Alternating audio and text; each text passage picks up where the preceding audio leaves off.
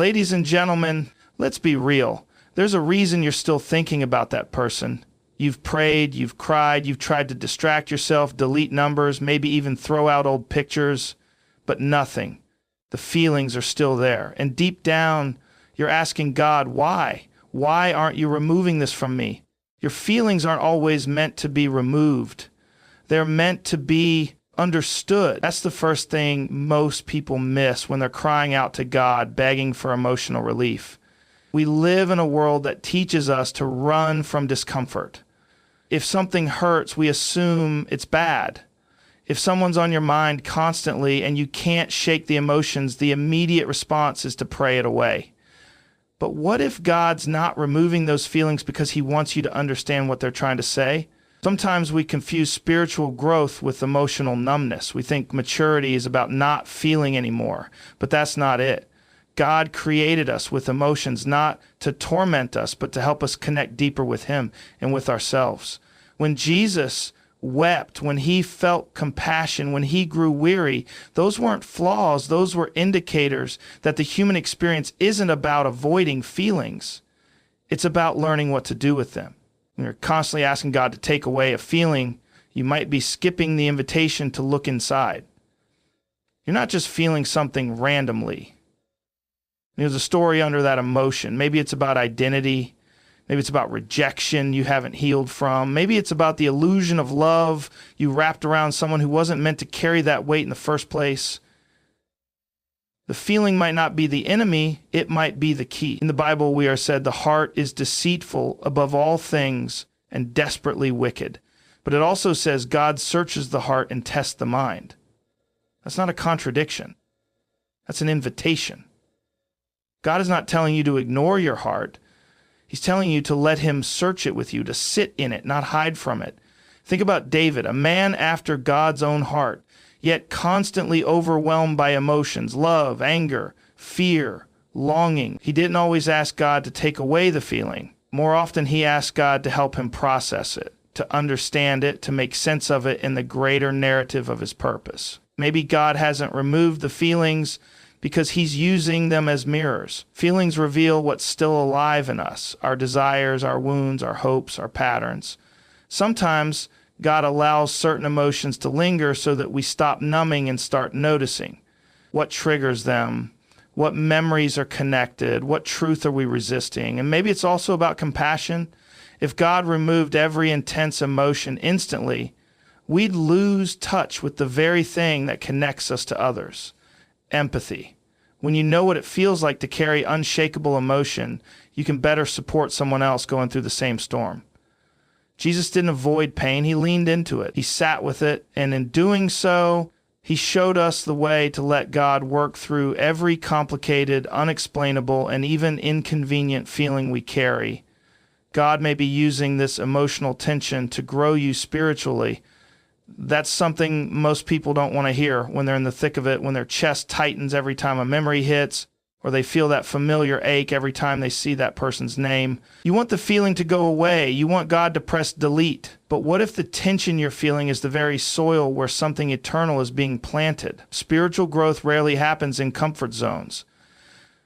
We don't evolve when everything's going smooth. We grow when we're stretched, pressed, and pushed beyond what we thought we could handle. And sometimes God allows a feeling to remain, not because he's ignoring you, but because he's maturing you.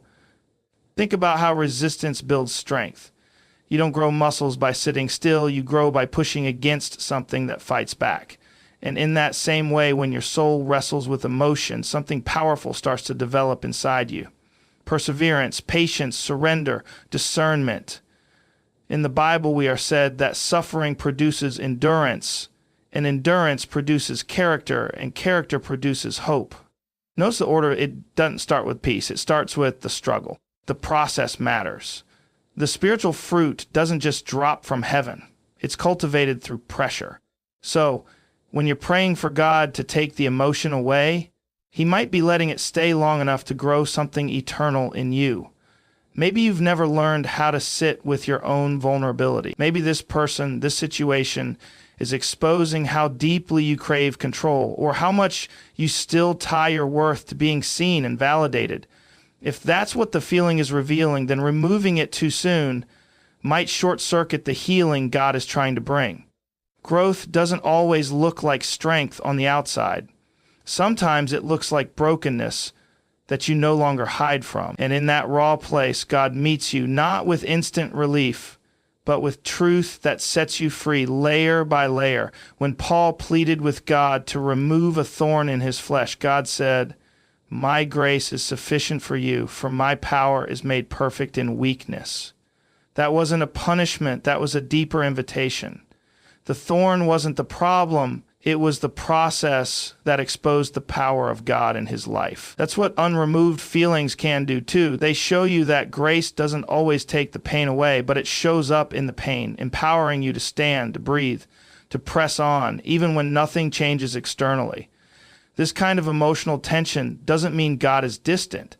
Sometimes it means he's closer than ever, doing his best work inside a heart that's open even when it's aching. In Bible, we are said that those who wait upon the Lord will renew their strength. They will run and not grow weary, walk and not faint.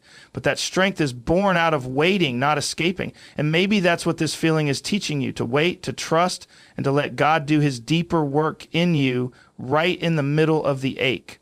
Unremoved feelings often reveal deeper needs or wounds. Most of the time, when people ask God to take away their emotions for someone, they think it's just about the person.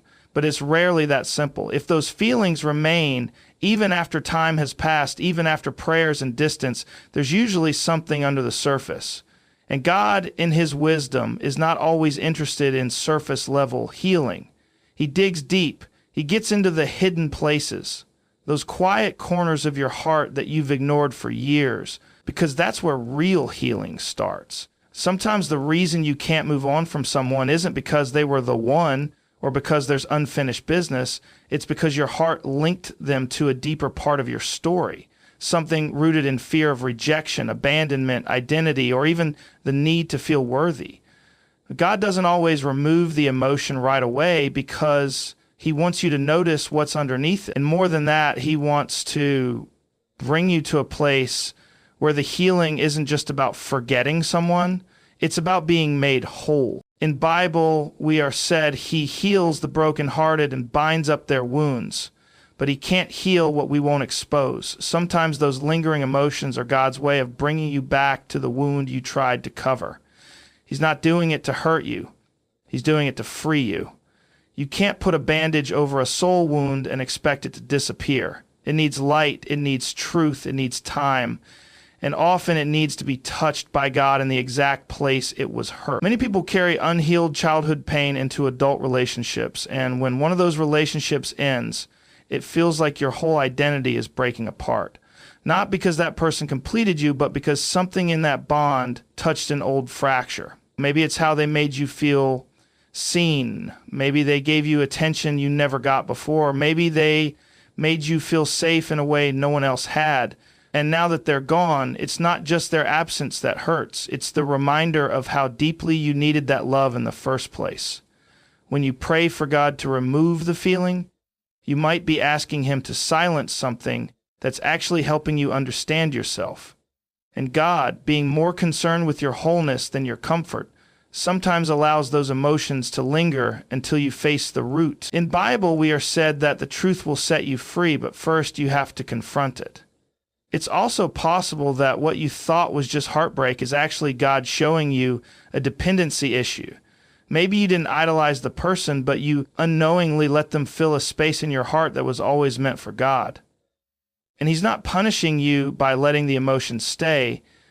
He's inviting you to shift your focus, not to push the feeling away, but to trace it back to its origin. Because when you do that, healing becomes more than forgetting someone. It becomes discovering who you are and who God has always been, even through the pain. Sometimes the emotions you're begging God to remove are meant to teach you surrender. Not the kind of surrender that says, I give up, but the kind that says, I trust you even though this doesn't make sense. When feelings linger, when your heart won't let go and your prayers seem to echo in silence, it might not be a spiritual failure. It might be a spiritual invitation. God isn't always going to remove something just because it's painful. He may let it stay long enough to break the illusion of control. Because as long as we think we're managing our lives by willpower, we're missing the point of grace. There is something sacred about the space between wanting relief and receiving peace. That space is often where God meets us, not to take the weight off, but to show us how to walk with Him through it. In the Bible, we are said, "Trust in the Lord with all your heart and lean not on your own understanding." That means surrender isn't about having answers. It's about choosing to trust even when the answers don't come. You may think the emotion is a problem, but God may be using it as a pathway to trust Him on a deeper level. We're often more committed to emotional comfort than spiritual growth. And so when something hurts, we assume it must be fixed immediately. But sometimes God allows discomfort to lead us into a new level of dependence. Not the weak kind, the kind that says, "God, I can't do this without you, and I don't want to try." Surrender isn't passive, it's powerful. It's not about giving up on healing, but giving up the need to control how and when it happens. Think about Jesus in the garden before the cross. He was overwhelmed, deeply troubled, and honest with God about his feelings. He said, "If there's any way, take this cup from me." But then came the surrender. "Not my will, but yours be done." That moment was full of raw emotion, but it was also a picture of ultimate trust. Jesus didn't deny his feelings. He brought them into surrender. And that's the invitation for you too, not to deny the emotion, but to place it in God's hands. Sometimes you're asking for the feeling to be removed when God is asking for your heart to be laid down. And that's different. One is about escape. The other is about transformation. In the Bible, we are said that God gives grace to the humble, and nothing humbles us like persistent emotions we can't fix ourselves. That's where surrender becomes real, not in the easy moments, but in the ones where you feel helpless and still say, "God, I trust you." You don't have to understand why the feelings are still there to surrender them. You don't have to have a plan for when they'll go away. What God is looking for is not your emotional perfection, but your spiritual openness. That willingness to hand over what you don't understand and believe that He's doing something meaningful with it, even if you can't see it yet. That emotional attachment you're carrying might not be a mistake. It might be a mirror showing you who you are, how you love, what you long for, and maybe even how far you've come.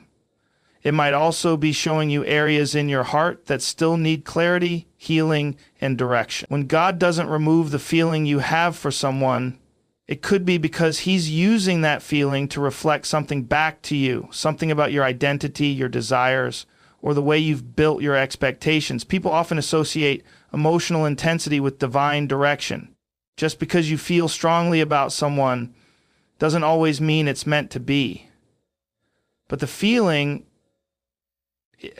it's telling you something. It could be uncovering what your soul craves, maybe security, maybe companionship, maybe affirmation. And God isn't in the business of wasting what you feel. He'll use that ache not just to point at the person, but to point at the part of your soul that's searching. In Bible, we are said that the heart is deceitful above all things and desperately wicked. Who can understand it? That's not a condemnation. That's a warning and an invitation, because what you feel might not always be the truth, but it might reveal what you're believing as truth in the moment. Sometimes that mirror shows you the way you've made a person an idol, not intentionally, but slowly by making their validation your oxygen, their attention your peace, and their presence your comfort. When that mirror gets lifted, it's jarring, but God isn't trying to shame you. He's trying to free you. If He removed the feeling too soon, you might miss the chance to see where you've misplaced your trust. In Bible, we are said to have no other gods before Him, and that includes people we attach our hearts to too tightly. Other times, the mirror isn't about correction, but confirmation. That feeling you still have might not be about obsession or confusion. It might be highlighting the capacity God gave you to love deeply, to care fully, to invest with purity. That doesn't mean it's meant to continue with that person, but it does mean God is showing you that your ability to love is a strength, not a weakness. And if you let Him guide it, that love can be redirected, reshaped, and eventually given to someone who receives it in alignment with God's plan. So many people want to shut down emotions without first learning from them, but God often speaks in subtle ways through conviction, through unrest, through longing. The emotion itself isn't the message, but it might carry one. If you're willing to pause, reflect, and listen, you'll realize the feeling isn't just about the person you can't stop thinking about. It's about what God is showing you in the reflection of your own heart. And in that process, you're not losing your mind. You're finding out who you really are and who God is shaping you to be. God's timing is not our timing, and that's one of the most difficult realities to accept when your heart is aching for closure. When you've cried, prayed, begged for the feeling to disappear and it's still there, that's where faith gets tested. Not just in believing that God hears you, but in believing that He's still good even when you don't understand His silence. Sometimes the delay isn't a denial, it's a divine strategy. He's not ignoring your prayer. He's operating on a timeline that's crafted for your growth, not just your comfort. The world teaches us to move fast, move on quickly, forget the past, shut the door, keep walking. But God's pace is different. He's never in a rush. And that's because He sees the full picture. When you're asking Him to take away the feeling for someone, He might be waiting for the moment when removing it will actually lead to transformation, not just temporary relief. In the Bible, we are said that to everything there is a season, a time to weep and a time to laugh, a time to mourn and a time to dance. That means even your lingering emotions have their season. And if God hasn't ended that season yet, it's because He knows there's still something in it for you. The delay may be tied to something you're not ready to let go of yet. Not just the person, but what they represented. Hope, comfort, control, maybe even identity. And until you're ready to release all of that to God, removing the feeling might only cause you to search for the same thing in someone else. God doesn't want to heal part of you. He wants to heal all of you. And full healing takes time, patience, and sometimes pain that's allowed to linger just long enough to expose the deeper roots. In Bible, we are said that those who wait on the Lord shall renew their strength. That doesn't mean sitting around doing nothing. It means actively trusting, leaning in, listening, growing. It means understanding that even in the unanswered prayer, God is doing something within you. Maybe it's building resilience. Maybe it's refining your character. Maybe it's preparing your heart to recognize something better in the future. But it's never wasted. You might feel like you're stuck in limbo, like the emotion is an anchor you can't pull up, but that's not how God works. He doesn't keep you trapped. He keeps you grounded until it's safe to move. If He hasn't released you from the feeling yet, it's because the lesson, the healing, the clarity isn't finished, and He won't rush what matters most, your wholeness. When you surrender to that timeline, not just with your words, but with your spirit, you stop fighting the feeling and start learning from it. And slowly over time, that emotion that once felt like a prison becomes the very path God used to bring you back to Him. Hey there, this is Max from Play AI. Just touching base to see if you have any questions about our ultra-fast voice solutions. We're super excited about the possibilities and would love to chat more.